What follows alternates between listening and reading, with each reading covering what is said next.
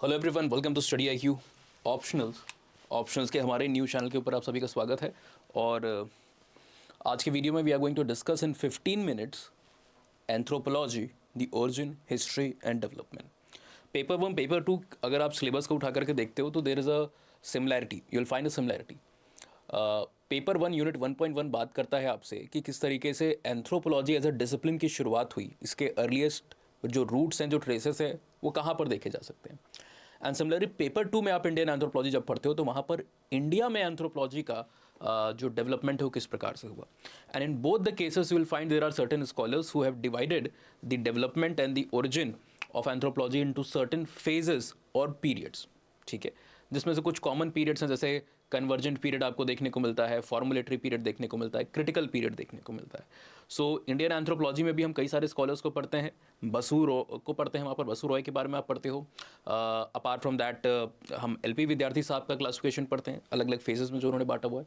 Professor DN Majumdar का पढ़ते हैं, है ना, TC चक्रवर्ती का, बहुत सारे स्कॉलर्स का यहाँ पर नाम और कंट्रीब्यूशन आता है। सिमिलरली जब आप जनरल एंथ्रोपोलॉजी में एज अ डिसिप्लिन इसके ओरिजिन की बात करते हो, not only with in India but पूरे दुनिया भर में ये सब्जेक्ट कैसे बना, इसका बेस फाउंडेशन किस प्रकार से रखा गया, ये सारी बातें आज के लेक्चर में हम यहाँ पर करने वाले हैं। So without wasting any time let us move to these phases. और ये फेजेस हमें जब हम जनरल एंथ्रोपोलॉजी में पढ़ते हैं तो किसने बताया है? एक ऑथर है जिनका नाम है TK पेनिमैन। TK पेनिमैन, ठीक है। इन्होंने 1935 में अपने एक वर्क को ऑथर किया, जहाँ पर वर्क का टाइटल भी लिख देते हैं, 100 Years ऑफ एंथ्रोपोलॉजी। ठीक है, मानव शास्त्र के 100 वर्ष, एंथ्रोपोलॉजी के 100 साल, ये इन्होंने यहाँ पर 1935 में प्रोड्यूस किया। और इसी वर्क के अंदर में इन्होंने एक अपना क्लासिफिकेशन दिया कि कैसे हम एंथ्रोपोलॉजी के बर्थ, ग्रोथ और डेवलपमेंट को ट्रेस कर सकते हैं, उसको डिवाइड कर सकते हैं वेरियस पीरियड में। कौन कौन से वो पीरियड थे? तो सबसे पहला पीरियड है, उसके बारे में कहते हैं फॉर्मुलेटरी पीरियड या फॉर्मेटिव पीरियड भी उसको कहा जाता है। ठीक है, कभी भी आप कोई भी चीज़ को बनाते हो तो उसके एक फॉर्मूला को, एक उसकी ग्रैंड डिज़ाइन को, उसके फ्रेमवर्क को आप वहाँ पर रचते हो, है ना, उसकी नींव रखी जाती है पहले। सो ये फॉर्मुलेटरी पीरियड भी कुछ ऐसा ही पीरियड था जिसके अंदर में एंथ्रोपोलॉजी की नींव रखी जा रही थी। It was not the period when anthropology emerged as a separate discipline, but it was a period in which anthropology was emerging to later become a separate discipline, है ना। अभी एक सब्जेक्ट की तरह, एक डिसिप्लिन की तरह ये यहाँ पर अभी आया नहीं था, उसकी नींव रखी जा रही थी। जैसे आपका घर बनता है तो घर बनना शुरू हो जाता है जब नींव रखी जाती है, तो आप ये नहीं कहते हो कि ये घर है। घर तब होता है जब पूरी तरीके से तैयार हो जाएगा, है ना, और आप उसमें आकर के रहोगे, वो आपका घर होता है। नहीं तो कुछ चार दीवारी और एक छत है, एक फ्लोर है जिसके ऊपर आप रह रहे हो। सो इसी तरीके से इसका एक फॉर्मुलेशन हो रहा था, और इस फॉर्मुलेशन के अंदर में कई सारे कंट्रीब्यूटर्स थे जिनका एंथ्रोपोलॉजी से या इस फील्ड से कोई लेना देना नहीं था, बिकॉज ये फील्ड उस समय आई ही नहीं थी, और ना ही इस टर्म एंथ्रोपोलॉजी को उस समय तक यूज़ किया गया था। तो पेनिमैन का कहना है, और पेनिमैन का मानना है, इनकी तरफ बाकी लोग जिन्होंने फॉर्मुलेटरी पीरियड का जिक्र किया, उनका मानना है कि जो आज हम एंथ्रोपोलॉजी के अंदर में कंसीडर करते हैं कि this is the subject matter of anthropology, इसी तरीके के सब्जेक्ट मैटर को कुछ स्कॉलर्स एक्सप्लोर कर रहे थे एंथ्रोपोलॉजी एज अ सब्जेक्ट आने के बहुत सालों पहले। और ये बहुत साल कितने थे, टाइम पीरियड को let us try to understand. इनका मानना है कि जितना भी समय 1835 से पहले का रहा, ये पूरा एंथ्रोपोलॉजी के फॉर्मुलेटरी या फॉर्मेटिव पीरियड के तौर पे कंसीडर किया जा सकता है। तो यहाँ पर कौन से लोग आ रहे थे? अब आप किताबों में जिन स्कॉलर्स के नाम पढ़ते हो, Tylor, Morgan, Frazer, Henry Maine, McLennan, ये लोग तो इस समय थे ही नहीं, है ना। इनके तो वर्क उस समय इनके तो वर्क उस समय पब्लिश हो नहीं रहे थे, although there are certain scholars जिनके अर्ली वर्क्स इस टाइम फ्रेम में पब्लिश होना शुरू हो गए थे। लेकिन हम किसकी बात कर रहे हैं? Time before 1835, not 1830s and 35 में। ऑल्दो 1830s से लेकर के 1870s के बीच में ये जिनकी मैंने अभी नाम लिए, मोस्ट ऑफ देम, सबके वर्क वहाँ पर कोई ना कोई आ चुके थे। मॉर्गन का भी 50s में आ चुका था, टाइलर का भी 61 में आ चुका था, मॉर्गन का 51 में आ चुका था, और इसी तरीके बाकी स्कॉलर्स के भी। ऑलराइट, लेकिन we are talking about the period before this. 16th century में क्या हो रहा है, 15th 14th, उस समय तो ये लोग तो थे भी नहीं, उनका तो बर्थ भी नहीं हुआ था इन स्कॉलर्स का। सो यहाँ पर क्या था कि जो अर्ली स्कॉलर्स थे, और अर्ली स्कॉलर कितना, लगभग 500,000 साल पहले तक के जो स्कॉलर्स थे, कई सारे जो ग्रीक फिलोसफर्स थे, ग्रीक जो फिलोसफर्स थे, कई सारे जो रोमन स्कॉलर्स थे, ऐसे सारे लोग जिन्होंने किसी न किसी तरीके से एंथ्रोपोलॉजी रिलेटेड डिसिप्लिन के ऊपर कंट्रीब्यूशन दिया। कुछ नामों की अगर हम बात करें तो जैसे आप देखोगे सॉक्रेट्स के वर्क को यहाँ पर देखोगे। सॉक्रेट्स अपने वर्क के अंदर में यूनिवर्सल वैल्यूज़ की बात करते हैं, एथिक्स की बात करते हैं, यूनिवर्सल वैल्यूज़ की बात करते हैं, एथिक्स की बात करते हैं, है ना, रोल के बारे में कमेंट किया उन्होंने। तो ये सारी चीज़ वो है जिसको एंथ्रोपोलॉजी भी एक्सप्लोर करती है। एंथ्रोपोलॉजी क्या कहती है कि ह्यूमन बीइंग सोसाइटी के अंदर में मौजूद हैं। अब अगर आप स्ट्रक्चरल फ्रेमवर्क से देखते हो तो ह्यूमन बीइंग का फंक्शन है कि इस स्ट्रक्चर को बनाए रखे, उसको गिरने देने, कायम रहने दे, और उसके कायम रहने के लिए वो अपने अपने रोल को प्ले करेंगे। कहाँ पर प्ले करेंगे? एक सर्टेन स्टेटस, एक पोजीशन को ऑक्यूपाई करेंगे, उस पर अपना रोल प्ले कर रहे होंगे। ऑलराइट, ठीक है ना। सो इसी तरीके से सॉक्रेट्स की बातों को आप देखिए, या फिर सॉक्रेट्स के अलावा अगर आप एरिस्टोटल की बातों को देखते हो, एरिस्टोटल ने भी कई सारी चीज़ों के ऊपर बात की है, बोर्ड भर जाएगा अगर हम लिखने लगें। और जो ऐसी चीज़ें हैं जिसको एंथ्रोपोलॉजी भी एक्सप्लोर करता है, पर्टिकुलरली अगर आप स्टेट की बात करो, लॉ की बात करो, दोनों के बारे में इनकी कमेंट्रीज है, दोनों का जिक्र किया हुआ। एक वाइड स्प्रेड लिटरेचर है, एरिस्टोटल तो ऑलमोस्ट हर एक बात के साथ जुड़े हुए हैं, है ना, चाहे स्टेट की बात हो, चाहे लॉ हो, या फिर जो हम एनिमल्स के तौर पे ह्यूमन को आज देखते हैं। ह्यूमन क्या है? Nothing a social animal. So Aristotle इसकी बात कर रहे हैं, सॉक्रेट्स इसकी बात कर रहे हैं, है ना। प्लाटो भी इसी तरीके से स्टेट और स्टेट के आइडिया के बारे में बात किए। He was also commented on the idea of state. Plato भी किसकी बात करते हैं? जो स्टेट का एक आइडिया है, इसके बारे में जिक्र किया है इन्होंने। ऑलराइट, पॉलिटिकल एंथ्रोपोलॉजी को जब आप एक्सप्लोर करते हो तो आप पढ़ते हो इसको कि स्टेट क्या है, आइडिया क्या है स्टेट का, स्टेट की आइडेंटिटी को कैसे इंसर्टेन करते हैं, स्टेट का इमर्जेंस कैसे हुआ, और स्टेट के इमर्जेंस से पहले स्टेटलेस सोसाइटी कैसे थी, दोनों में डिफरेंस क्या है, दोनों में सोशल कंट्रोल और रूल्स किस तरीके से बनते हैं, लीडर्स किस प्रकार से डिसाइड होते हैं, लीडर्स होते हैं कि नहीं होते हैं। तो ये सारी चीज़ प्लेटो के वर्क में आपको देखने को मिलती है ना। And these were the works which were very much similar, जो कि हमारा आज का सब्जेक्ट मैटर आपको देखने को मिलता है। अपार्ट फ्रॉम दैट, कई सारे ये ग्रीक फिलोसफर के अलावा आपको कई सारे ट्रैवलर्स भी तो देखने को मिलेंगे।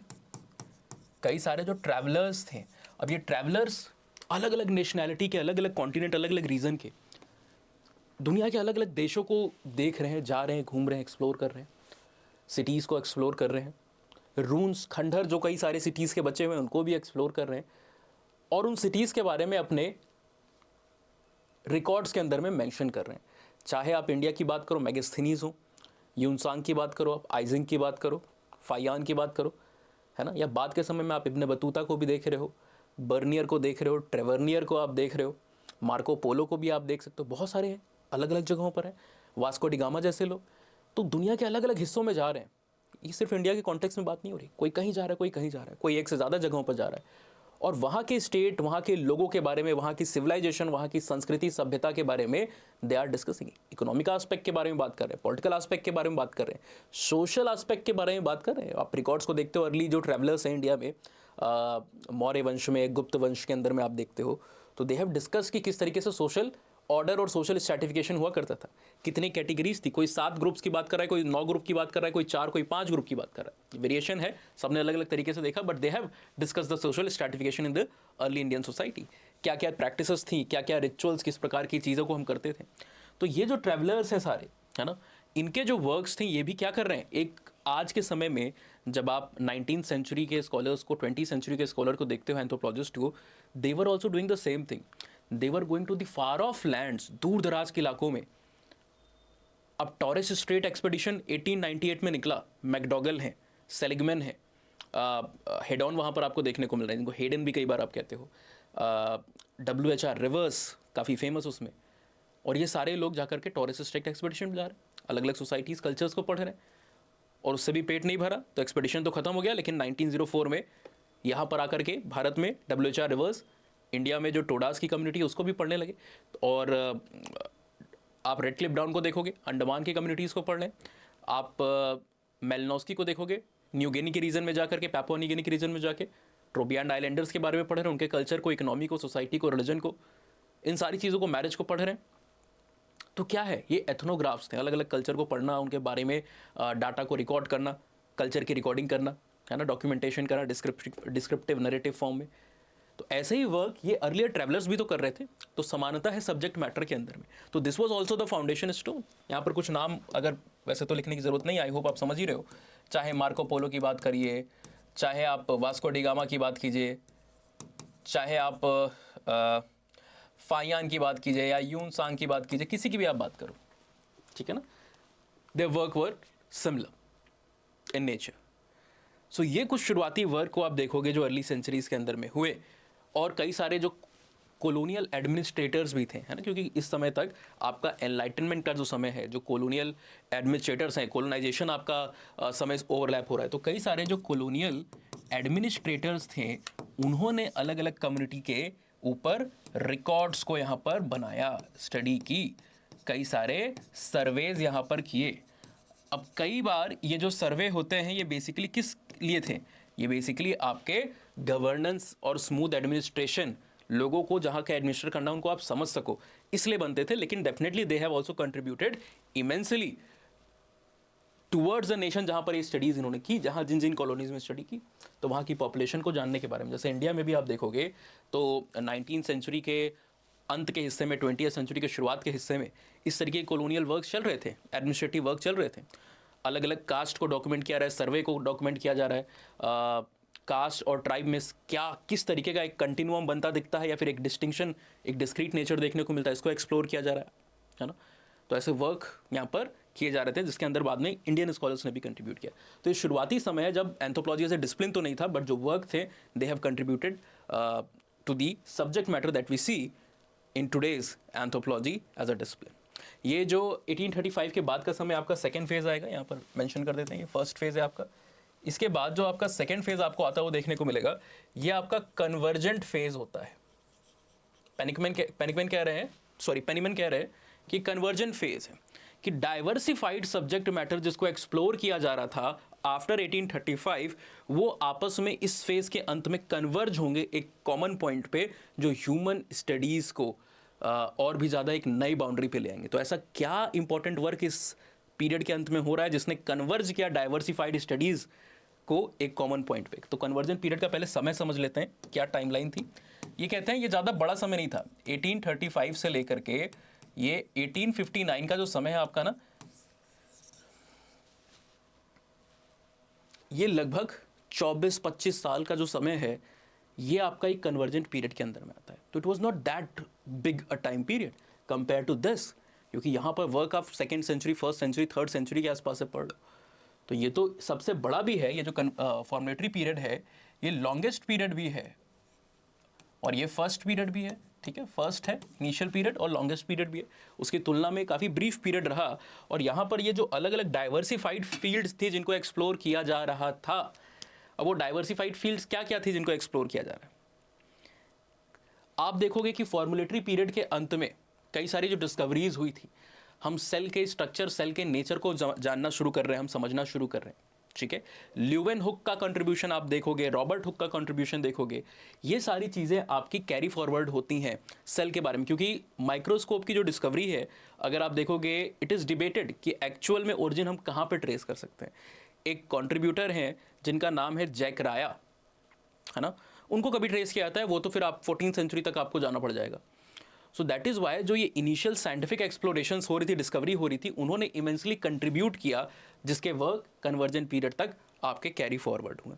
और ये हमें ह्यूमन के बायोलॉजिकल एस्पेक्ट को भी, फिजिकल एस्पेक्ट को भी और अच्छे तरीके से एक्सप्लोर करने में मदद कर रहे थे। एक बात आपको क्लियर करनी होगी दिमाग में कि जो इनिशियल फेजेस थे एंथ्रोपोलॉजी के, इसमें ज़्यादातर हम फोकस कर रहे थे सेल्वेज टाइप ऑफ एंथ्रोपोलॉजी और कल्चरल फिजिकल वेरिएशंस के ऊपर। सेल्वेज का मतलब क्या है, कई बार कई सोसाइटीज़ हो सकती है, या कोई रून है, खंडर है, कोई इमारत है, कोई आर्कोलॉजिकल हेरिटेज साइट है, आप देखते हो कि वो इतना ज़्यादा डिक्लाइन कर गई है इन्वायरमेंटल फैक्टर्स, पोल्यूशन और बाकी कई सारे और एंथ्रोपोजेनिक फैक्टर्स के कारण, कि अब वो एकदम से डिक्लाइन, एक्सटिंक्शन की स्थिति पे, कोई इमारत इतनी ज़्यादा जर्जर हो चुकी है कि अब वो गिरने के कगार पे, है ना। या फिर कोई ट्राइब के अंदर में कोई ऐसी मॉर्बिड सिचुएशन आई, कोई बीमारी आई, जिसके वजह से अब इतना पॉपुलेशन का नंबर कम हो गया है कि अब ऑलमोस्ट डिसअपियरेंस पे है वो ट्राइबल ग्रुप। तो ऐसे में हम सैल्वेज एंथ्रोपोलॉजी के अंदर में क्या करते हैं कि जो कुछ भी वहाँ पर बचा खुचा बच रहा है उसको आप डॉक्यूमेंट कर सको, उस कल्चर को रिकॉर्ड कर सको, उस आर्किटेक्चर को पढ़ सको, उसकी इंट्रिकेसी को डॉक्यूमेंट कर सको, और साथ ही साथ आप कोशिश करो कि वहाँ पर कैसे हम इसको प्रिजर्व कर सकें अलग अलग माध्यम से, है ना, कि फर्दर इस डिक्लाइन को अगर किया।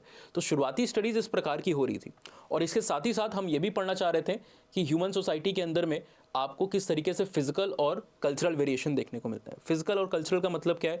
फिजिकल के अंदर में जैसे कि इसी फॉर्मुलेटरी पीरियड के अंदर में देयर वर स्कॉलर्स लाइक ब्लूमेनबार्ग, जिनको फादर ऑफ फिजिकल एंथ्रोपोलॉजी कहा जाता है। तो 1775 के आसपास में इस पीरियड में ब्लूमेनबार्ग साहब, ब्लूमेनबर्ग भी कई लोग कहते हैं, आपके ऊपर है, आप जो भी को, ब्लूमेनबर्ग साहब ह्यूमन पॉपुलेशन के अंदर में जो फिजिकल वेरिएशन है उसको पढ़ने की कोशिश कर रहे थे। अलग अलग जो स्कल्स हैं अलग अलग जगहों से कलेक्ट किए हुए, उनको देख रहे हैं, उसके अंदर में एक्सप्लोर करने की क्या कॉमनैलिटीज़ है, क्या डिफरेंसेस हैं, है ना। कि कॉकसॉइड रेस जो आप बात सुनते हो, कॉकसॉइड रेस या जिसको आप वाइट्स भी कई बार कहते हो, नीग्रोइड रेस, मोंगोलॉइड रेस, तो ऐसे ये रेशियल कंस्ट्रक्शन और आइडियाज़ के ऊपर ये जो वर्क है यहाँ पर शुरू कर चुके थे ब्लूमेनबर्ग साहब, जो कैरी फॉरवर्ड होता है कन्वर्जेंट पीरियड में भी। और इसी तरीके से हम कल्चरल वेरिएशन को पढ़ रहे हैं कि अलग अलग ट्राइब में रीति रिवाज, कस्टम्स, कल्चर्स किस तरीके से अलग हैं। तो ये सारी चीज़ आपको देखने को मिल रहा है कि जो सेल का एक्सप्लोरेशन है ये हमारा यहाँ पर आया, जो रेसेस के ऊपर वर्क है ये हमारा ह्यूमन पॉपुलेशन वेरिएशन काफ़ी ज़्यादा इंपॉर्टेंट हो गया।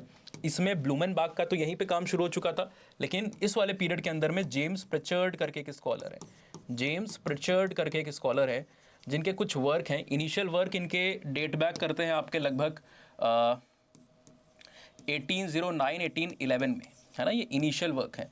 लेकिन ये हम इस पीरियड के हिसाब से जिस वर्क की बात कर रहे हैं, ये जो कन्वर्जेंट पीरियड की बात हो रही है, इस पीरियड में भी इनके कई सारे कंट्रीब्यूशन रहे, खासकर 1936 से 1943 के बीच में, जहाँ पर ह्यूमन पॉपुलेशन में इन्होंने वेरिएशन को पढ़ा। और कुछ वर्क्स इनके जो फेमस वर्क हैं, जिसमें से आप natural and physical history of man, दोनों वर्क हैं इनके, किसी को भी आप यहाँ पर ले सकते हो, नेचुरल हिस्ट्री ऑफ मैन, ऐसे वर्क्स को भी इन्होंने प्रोड्यूस किया। तो हमारी ये जो नॉलेज है ना, कल्चरल वेरिएशन के साथ साथ फिजिकल वेरिएशन के बारे में भी काफ़ी ज़्यादा इंटेंसिफाई होती गई इस पर्टिकुलर पीरियड के अंदर में। कई सारे जो वर्क ह्यूमन के प्रोग्रेशन के, ह्यूमन के ओरिजिन के ऊपर थे, वो भी इस समय आपके आते हुए देखने को मिल रहे थे। कई सारी डिस्कवरीज यहाँ पर इंपॉर्टेंट हुई, आर्कियोलॉजिकल या फिर पेलियंटोलॉजिकल जो डिस्कवरीज है, इन्होंने भी ह्यूमन को अंडरस्टैंड करने का एक नया नज़रिया हमें इस पीरियड के अंदर में दिया। जैसे सबसे पहला जो ब्रेक थ्रू हमें मिला वो निएंडरथल के फॉसिल, ह्यूमन इवोल्यूशन को जब हम पढ़ते हैं तो निएंडरथल का फॉसिल हमारे लिए लैंडमार्क फॉसिल है, ठीक है, बिकॉज इससे पहले आपके पास कोई बहुत पुराने जो हमारे एंसेस्ट्रल फॉर्म है उनके फॉसिल्स थे नहीं, और थे तो उनकी सिग्निफिकेंस को आइडेंटिफाई नहीं किया गया था, उनको डिस्टिंग्विश नहीं किया गया। इवन निएंडरथल के फॉसिल को हमें आइडेंटिफाई करने में कि एक सेपरेट स्पीशीज़ है, समय लगा, ठीक है। तो ह्यूमन के जो मॉडर्न ह्यूमन्स हैं उनके फॉसिल्स तो मिल रहे थे, बट ऑस्ट्रेलोपिथेकस का अब तक कोई फॉसिल नहीं मिला था। जो आर्केइक सेपियंस थे उनका कोई फॉसिल आपको ज़्यादा नहीं मिला था, बहुत लिमिटेड मिले थे, उसकी इंपॉर्टेंस को भी नहीं समझा गया था। खासकर निएंडरथल आर्केइक सेपियन में हमारे लिए सबसे ब्रेक थ्रू एक डिस्कवरी है। होमोजीनस में जो और हमारे पुराने मेंबर्स हैं, जैसे एरेक्टस हो गया, है ना, ये भी नहीं मिला था। एरेक्टस कब मिल रहा है आपको? एरेक्टस आपको 1891 में यूजीन डिबोइस उसको ढूंढेंगे, ठीक है ना। याद कीजिए चाइना के अंदर में, इंडोनेशिया के अंदर में जो डिस्कवरीज होने लगी, पहले आपको जो इंडोनेशिया वगैरह के अंदर में जो डिस्कवरी देखने को मिलती है, सोलो मैन के बारे में आपने सुना होगा, पेकिंग मैन के बारे में आपने सुना होगा, है तो 1921 में जाकर के चाइना में होती है। ऑलराइट, तो एशिया से 2 फॉसिल मिले। सिमिलरली ऑस्ट्रेलोपिथेकस कब मिला? 1924 में रेमंड डार्ट साहब ने ढूंढा। तो इससे पहले हमारे पास ये सारे नहीं थे। तो जब निएंडरथल को आप देखोगे तो ये इस पीरियड के अंदर में डिस्कवरी हुई। इसकी जो डिस्कवरी है ये 1856-57 में रिकॉर्डेड है ना। जर्मनी, यूरोप के रीजन में कई फॉसिल मिलने लगे आपको। तो that is what was very important. अब ये सारी चीज़ों को कन्वर्ज किया और हमारी जो अंडरस्टैंडिंग है ह्यूमन इवोल्यूशन, ह्यूमन वेरिएशन, इन सारी चीज़ की, इसको एक नए ब्रेक थ्रू पॉइंट पे ले गया इस टाइम पीरियड का सबसे लैंडमार्क अचीवमेंट, जिसको आप कहते हो डार्विन की थ्योरी। चार्ल्स डार्विन ने लीनियन सोसाइटी के सामने अलॉन्ग विथ एल्फ्रेड वेलेस, नाम कम होता है लेकिन बहुत इंपॉर्टेंट है, जानना चाहिए बच्चों को, एल्फ्रेड वेलेस के साथ कंबाइंडली, अब जॉइंटली वहाँ पर पेपर को प्रेजेंट किया और वहाँ पर उन्होंने अपने आइडिया ऑफ नेचुरल सिलेक्शन और जो ओरिजिन ऑफ स्पीशीज़ है उसको सामने रखा, on the origin of species through the means of natural selection. ये कब हुआ? 1859 में, and that was the end of this particular period, जो एक नई दिशा को ले जाता है। ये डाइवर्सिफाइड इंटरेस्ट और नॉलेज को एक कॉमन पॉइंट पे कन्वर्ज करता हुआ आपको मिलेगा।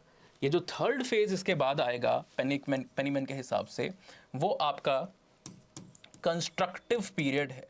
कंस्ट्रक्टिव पीरियड यानी कि नींव रखी जा चुकी है, अब कमरे वगैरह तैयार होने लगे, कंपार्टमेंट सारे मिल चुके हैं, अब सबको रूम्स असाइन होंगे। ठीक है, ये बच्चे का रूम है, ये पेरेंट का रूम है, ये मास्टर बेडरूम है, ये वाला काम यहाँ पर होगा। तो बड़े मुद्दतों बाद ये कंस्ट्रक्टिव फेज आते हुए देखने को मिला। ये कब से है? ये आफ्टर 1859 का जो आपका समय है, या फिर आप कह सकते हो 1859 के बाद से आफ्टर 1859, और ये चलता कब तक है? 1900 तक चलता है। तो यहाँ पर क्या ऐसा हुआ कि हम इसको कंस्ट्रक्टिव बोल रहे हैं? क्या कंस्ट्रक्शन हो गया यहाँ पर? देखिए, सबसे पहली बात तो एंथ्रोपोलॉजी एज अ डिसिप्लिन अपने आप को यहाँ पर कंस्ट्रक्ट कर रहा है। कैसे कंस्ट्रक्ट कर रहा है? डिसिप्लिन आप कैसे बोल पाओगे? जब एक सेपरेट स्टैंड अलोन डिपार्टमेंट बनना शुरू होंगे, सीट्स जो होंगी अलग अलग बड़ी जो प्रीमियर यूनिवर्सिटीज़ हैं वहाँ पर आना शुरू करेंगी, तो इसको आप एक कंस्ट्रक्टिव फेज के तौर पे मार्क कर सकते हो। तो यहाँ पर भी कुछ सिमिलर हुआ। ऑक्सफोर्ड के अंदर में आपको ईयर 1884 के टाइम फ्रेम के अंदर में यहाँ पर E.B. टाइलर जो है इस सीट को यहाँ पर ऑक्यूपाई करते हैं। ठीक है, एंड सिमिलरली 1900 तक बाकी जो यूनिवर्सिटीज़ हैं वहाँ पर भी, कैम्ब्रिज वगैरह दूसरी यूनिवर्सिटीज़ में भी ये एक सेपरेट डिसिप्लिन डोमेन के तौर पे पढ़ा जाने लगा, इसको जाना जाने लगा। और इसी पीरियड में जो हमारे एथनोग्राफिक वर्क्स है वो भी काफ़ी ज़्यादा इंटेंसीफाई हो गए। कई मेजर जो कंट्रीब्यूशन है ना, बहुत सारे जो मेजर कंट्रीब्यूशन आपके हुए वो इस पीरियड में आपको आते हुए देखने को मिलते हैं। कौन कौन से मेजर कंट्रीब्यूशन आपको देखने को मिल रहे हैं? मेन मैक्लेनन जैसे लोगों का जो वर्क है, ठीक है, E.B. टाइलर का जो एक लैंडमार्क वर्क है प्रिमिटिव कल्चर 1861 का, ये भी इस समय के अंदर में आपको आते हुए देखने को मिल रहा है। प्रिमिटिव कल्चर, मॉर्गन के तो 3 वर्क आ गए। L.H. मॉर्गन को आप देखोगे तो मॉर्गन के तो इस पीरियड में 3 वर्क आपके आ गए। मॉर्गन ने यहाँ पर 1851, 1871 और 71 है, नॉट एग्जैक्टली 71, और 1877, ये 3 वर्क को यहाँ पर प्रोड्यूस किया सिरे से। कौन कौन सा था? सबसे पहला ये लीग ऑफ इरुक्वॉय, ठीक है, ये इनका आता है। लीग ऑफ इरुक्वॉय के बाद 1870-71 के अंदर में system of consanguinity and affinity in human family. Then 1877 में इनका वर्क एंसेंट सोसाइटी जो है वो भी आ जाता है। तो ये लैंडमार्क वर्क इन्होंने इस पीरियड के अंदर में प्रोड्यूस करे। और यही क्यों यहाँ पर आपके फ्रेजर साहब भी आ जाएंगे। जब इवोल्यूशनिस्ट की लाइन से बात हो ही रही है तो फ्रेजर साहब को भी ले आएंगे। फ्रेजर साहब का एक बहुत बड़ी किताब है, बहुत हाई रिगार्ड्स में इसको एंथ्रोपोलॉजी ऑफ रिलीजन मैजिक के ऊपर देखा जाता है, गोल्डन बो। और इसका सिलसिला शुरू होता है, पहला एडिशन, पहला वॉल्यूम कब आ रहा है? 1890 में। बाकी इसका कंटिन्यूएशन हुआ आपका पूरा 1915 तक। एंड जो मेजर वर्क कई डिफ्यूजनिस्ट लाइक फ्रांस बोआ वगैरह के हैं वो भी इसी पीरियड में आपको आते हुए देखने को मिलेंगे। भाई ये बैफिन लैंड पे जा रहे हैं। सेंट्रल एस्किमो इनकी किताब को आपने यहाँ पर पढ़ा, ठीक है, सेंट्रल एस्किमो इनकी किताब को आप पढ़ रहे हो। बाद में कई और किताबें भी निकाली इन्होंने, माइंड ऑफ प्रिमिटिव मैन वगैरह, लेकिन वो 20वीं सेंचुरी के फर्स्ट डेकेड के आसपास थी किताबें, ऑलराइट, इस समय नहीं थी। सो ये मेजर वर्क आ रहे हैं। और 1898 में आपको क्या देखने को मिल रहा है? 1898 में जो मैंने अभी आपको बताया कि जो टॉरस स्ट्रेट एक्सपेडिशन है, क्रॉस कल्चरल स्टडीज़ एक नया रुख ले लेती हैं, इंटेंसिफाई होती हैं, और कई सारे स्कॉलर्स, इतना बड़ा टॉरस स्ट्रेट एक्सपेडिशन आपको देखने को मिला जिसमें कई सारे लोग, आपको हाफ अ डजन से भी ज़्यादा लोग अगर आप की कंट्रीब्यूटर्स को वहाँ पर मिलाओगे तो आपको देखने को मिल जाते हैं इस एक्सपेडिशन के अंदर में। So that is how this particular period was concluded. कई सारी जो आपकी डिस्कवरीज़ हैं कॉलोनीज़ के अंदर में, और कॉलोनीज़ के अंदर में भी जो कॉलोनीज़ की जो स्पेसिफिक स्टडीज़ है वो भी होना शुरू हो गई। जैसे इंडिया के अंदर में आप देखोगे आर्कियोलॉजिकल डिस्कवरीज़ होनी कई सारी शुरू हो गई इसी पीरियड में। 27 मई के आसपास 1863 में साउथ इंडिया में पल्लावरम करके एक साइट है। इस पल्लावरम की साइट पे आपके एक स्कॉलर है रॉबर्ट्स ब्रूस फुट। इन्होंने क्या किया?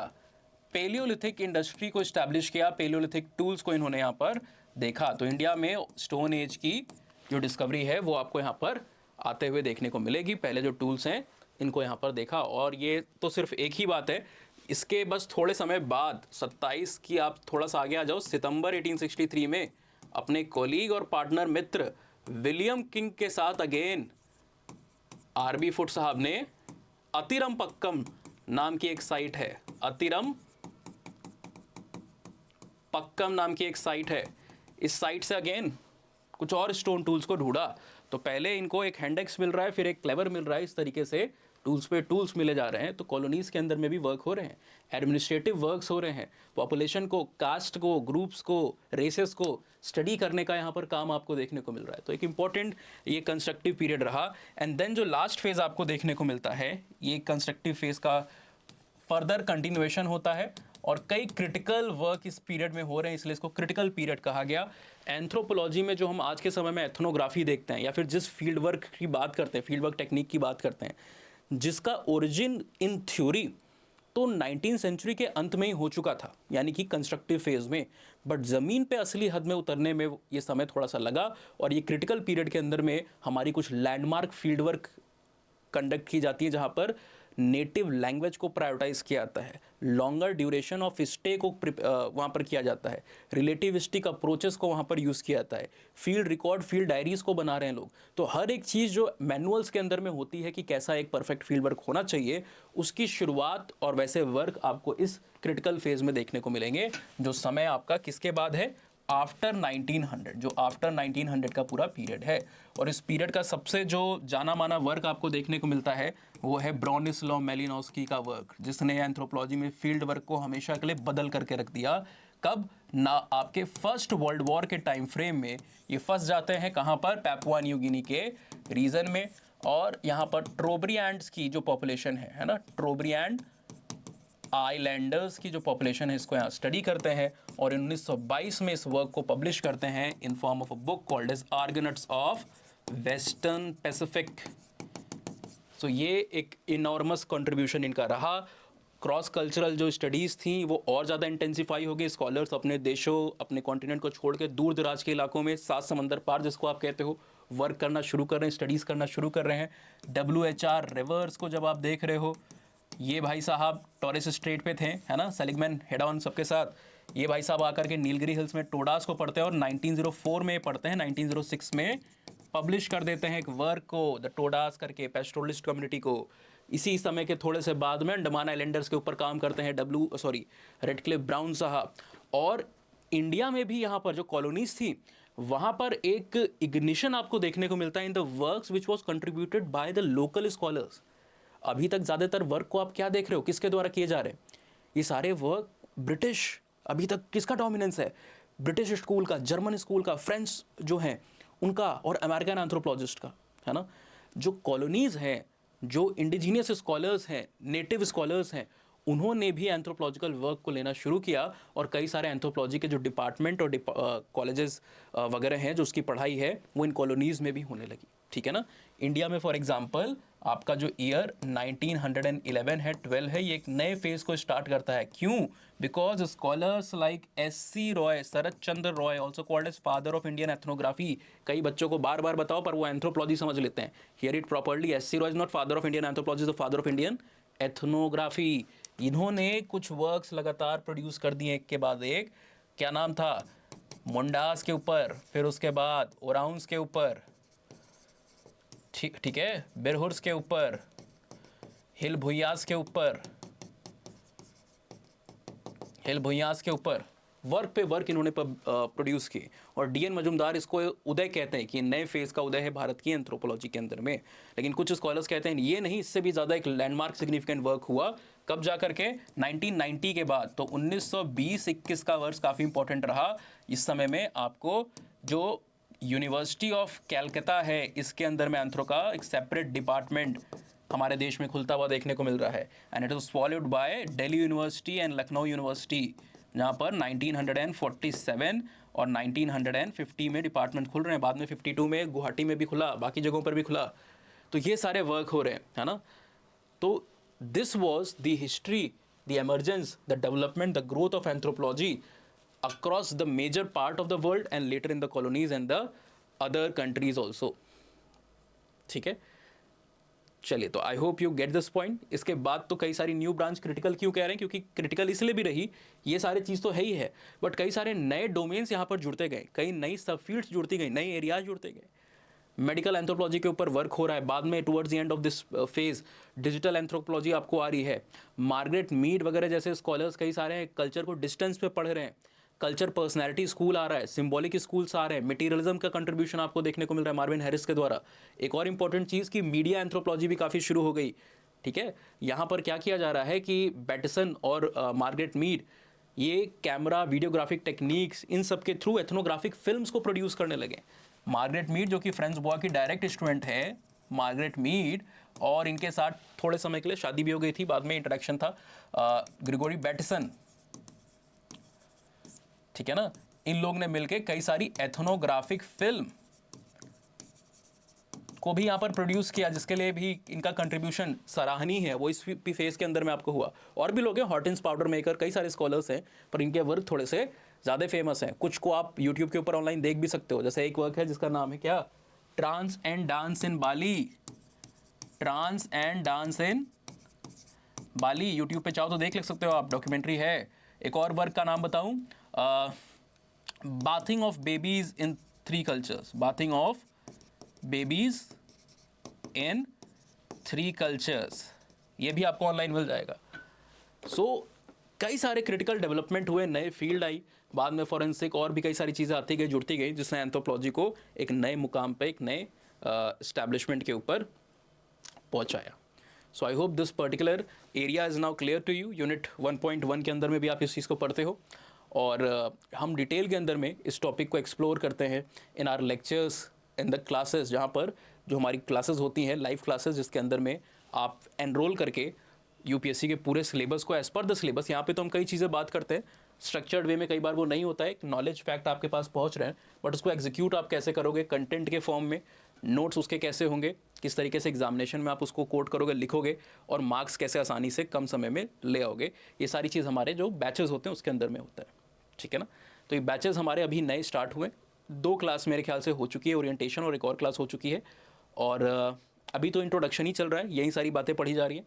आगे की हमारी यूनिट जल्दी शुरू होने वाली है, और 28 नवंबर को, यानी कि बस कुछ 1-2 दिन बचे हुए हैं, इसके बाद ये बैच भी हमारा बंद हो जाएगा, एडमिशन इसमें बंद हो जाएंगे। तो 28 नवंबर को एडमिशन क्लोज हो रहे हैं।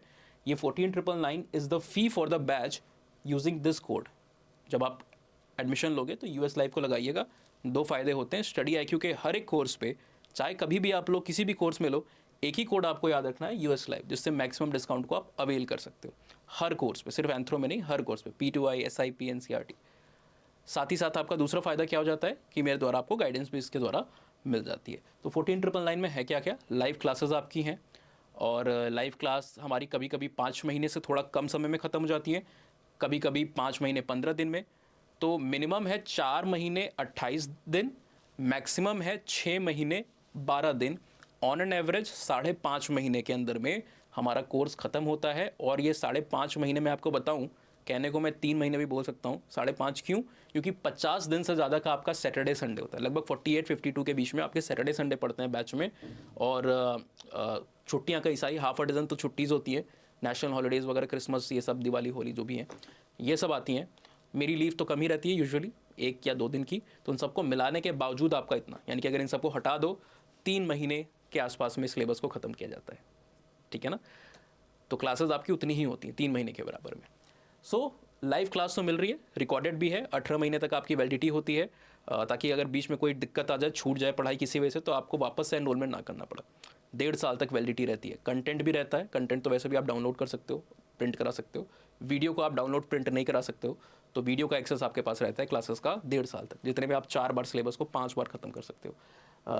टेस्ट सीरीज़ भी है, जहाँ पर 8 सेक्शनल 4 फुल लेंथ पेपर होते हैं। इनके मॉडल आंसर्स भी आपको यहाँ पर मिल रहे होते हैं, और मॉडल आंसर्स के साथ साथ you are also getting recorded discussion from my side.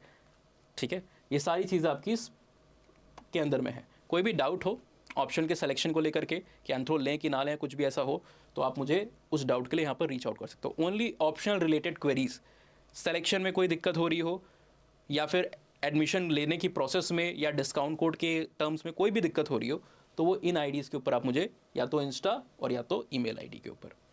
हाँ, जितने नए बच्चे उनको मैंने कहा है यूएस लाइव कोड लगाने को, जो पहली बार स्टडी आईक्यू में आज तक किसी कोर्स में नहीं एनरोल थे, लेकिन अगर आप स्टडी आईक्यू के किसी भी कोर्स में पहले अभी एनरोल थे तो आप एक्स्ट्रा डिस्काउंट कोड मुझसे मांग सकते हो इन दोनों आईडी में से कहीं पे भी अपना रजिस्टर मोबाइल नंबर और पूरा नाम भेज करके। फ्री मटेरियल को एक्सेस करने के लिए पिछले 10-11 साल का compiled PYQs unit wise, section wise, topic wise access करने के लिए फ्री ऑफ कॉस्ट ये टेलीग्राम का चैनल आपके सामने दिया हुआ है। Hopefully see all in the batches and otherwise in the next video of this particular channel को सब्सक्राइब कर लीजिएगा। ये ऑप्शनल का चैनल है हमारा, सिर्फ ऑप्शनल का कंटेंट यहाँ पर आता है। So goodbye, take care, have a very nice day.